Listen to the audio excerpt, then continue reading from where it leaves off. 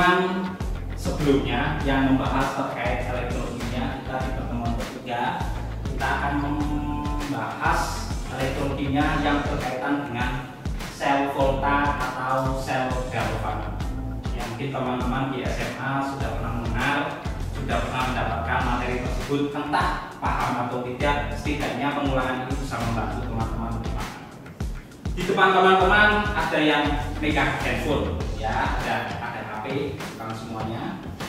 Dan nggak tahu ini entah mobil yang kapan akan saya miliki, mobilnya Mas Ewon, Tesla.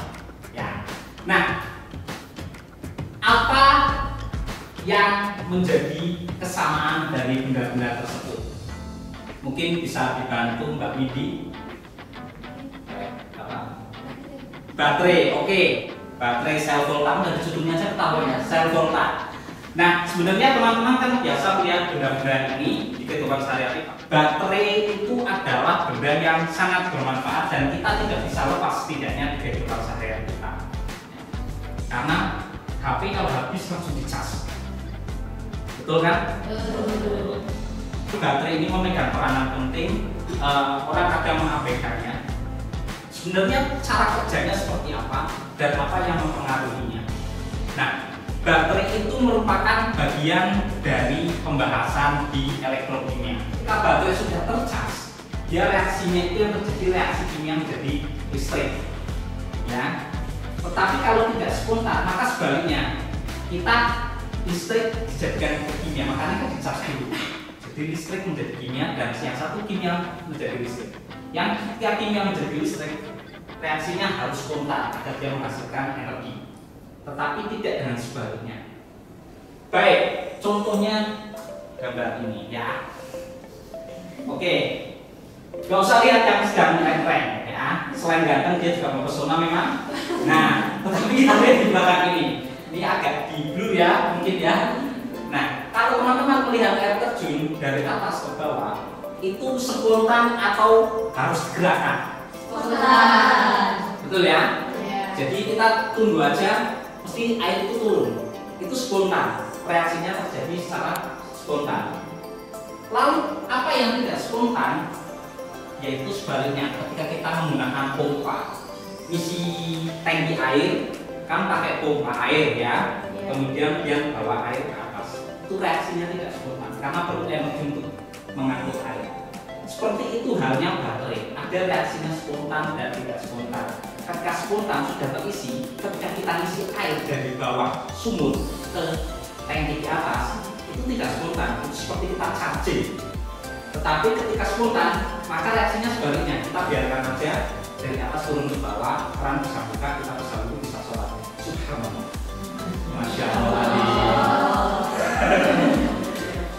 Baik, nah dalam kimia itu ada dua reaksi yang umumnya teman-teman ketahui dari SMA, yaitu sel volta dan sel elektrolisis.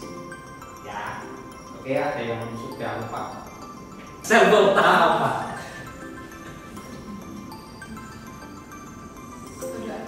Oke, katoda noda. Baik, nggak apa-apa, kita tangkap. Fadilah.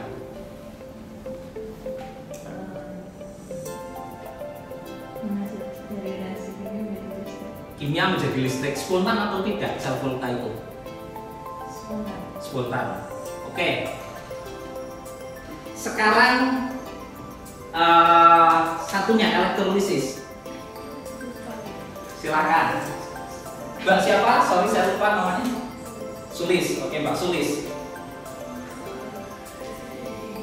Listrik menjadi kimia, ya. Jadi sebenarnya ada dua hal yang membedakan.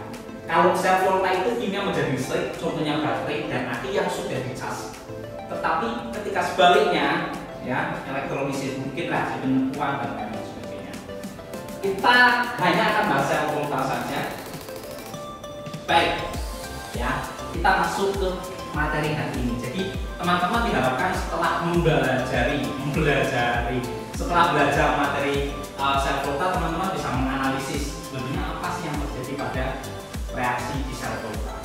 Kita lihat gambar yang sangat unik ini, ya, ada yang tenggelam dan ada bridge. Ya, ini jembatan salt bridge itu untuk menyeimbangkan menyeimbangkan charge-nya atau muatannya. Ya. Kemudian di sini kita lihat rangkaian sel volta. Di sini ada anoda, ada katoda. Kalau sel volta katoda itu positif atau negatif? Positif. Ya, anoda negatif. Ya, seterusnya. Nah, kita punya dua lempengan. Yang ini lempengan tembaga, yang di katoda, ya. Yang di anoda ada lempengan seng. Ya. Nah, di anoda ini ada larutan Zn2+, ya. Di sini ada CuNO3. Nanti di slide berikutnya akan kita tampilkan. Nah, saat sel volta yang sifatnya spontan, maka dia akan menghasilkan energi listrik. Elektron akan bergerak dari larutan ke sini. Kemudian ketika lampu dilewati oleh larutan, maka dia akan nyala. Dia akan turun lagi ke sini. Jadi si koper ini atau si tembaga akan mendapatkan suplai elektron. Sedangkan si seng dia akan harus memberikan suplai elektron. Lama-kelamaan akan habis nggak Pak? Iya. Pada saat titik itu habis, maka lampu akan redup karena tidak ada elektron yang melewatinya. Mengerti ya? Nah, secara gambar seperti ini, secara reaksi bisa kita perhatikan secara mikroskopis bahwa di sini logam seng lama-kelamaan akan tergerus karena Zn yang di sini akan melepaskan menjadi Zn2+, dan kemudian elektronnya itu terbawa ke sini. Jadi Zn menjadi Zn2+ dan 2 elektron ini artinya Zn2+ itu ya. Zn menjadi Zn2+ menjadi 2 elektron. 2 elektronnya dipakai untuk muter ke sini. Tetapi Zn-nya akan ke larutan. Ngerti ya? Sedangkan yang di sini akan tersuplai elektron sehingga ada elektron berlebih di sini sehingga Cu2+ yang ada di larutan dia akan menempel ke logam itu. Paham ya? Alhasil dia akan membentuk tambahan, ya. Sedangkan Zn akan tergerus lama-kelamaan. Ngerti ya? Baik. Sampai sini ada pertanyaan? Silakan bertanya aja kalau ada pertanyaan. Belum? Masih masuk ya? Masih paham? Baik, sehingga reaksi itu ada yang spontan dan tidak spontan. Kita yang bahas yang reaksinya spontan saja. Kemudian ada yang namanya direct volta, atau sebenarnya kita nggak bisa ngomong itu direct volta dengan pasti tanpa penjelasan. Jadi intinya ada standar reduksi yang potensial atau potensial standar reduksi. Misalnya Li2+ ketika mendapatkan elektron dan menjadi Li, dia akan menghasilkan minus 3,4 volt.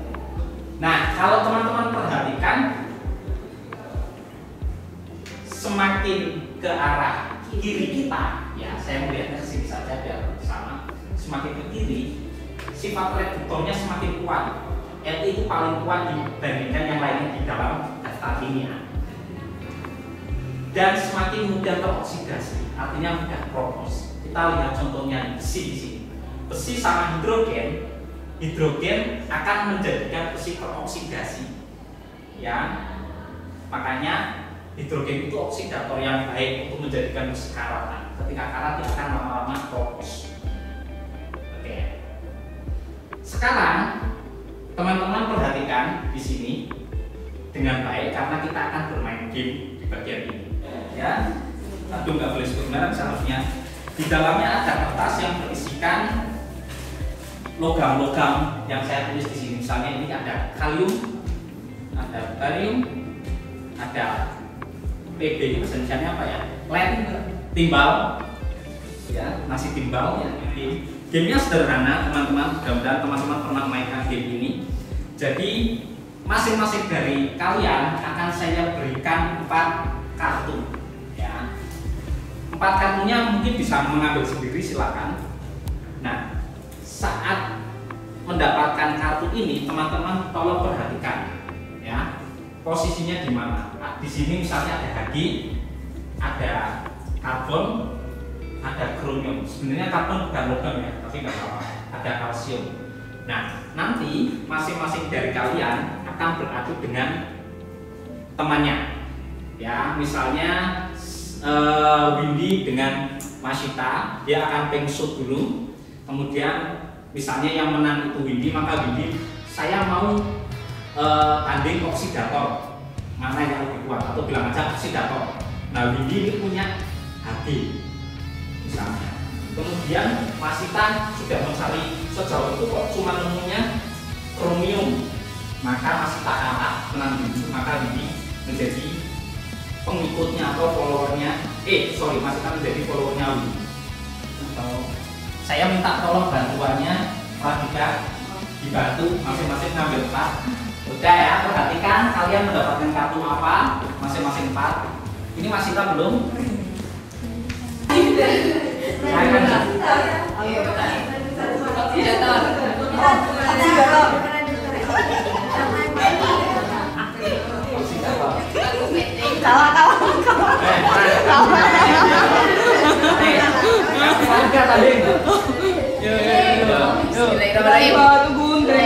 Nah, oksidator PT, nah.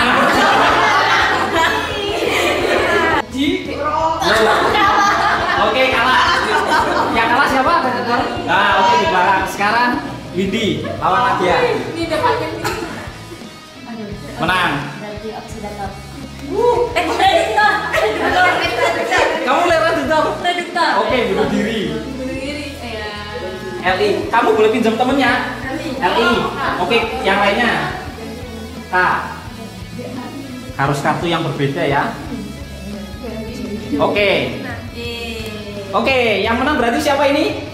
Kamu ikut ekornya dulu, ekornya.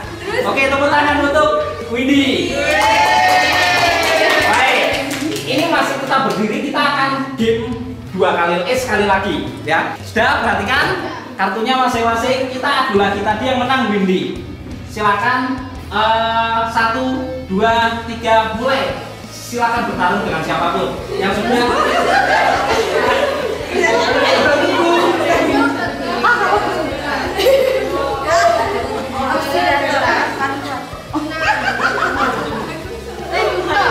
LI. Boleh. Benda suatu gunting. Oksidator.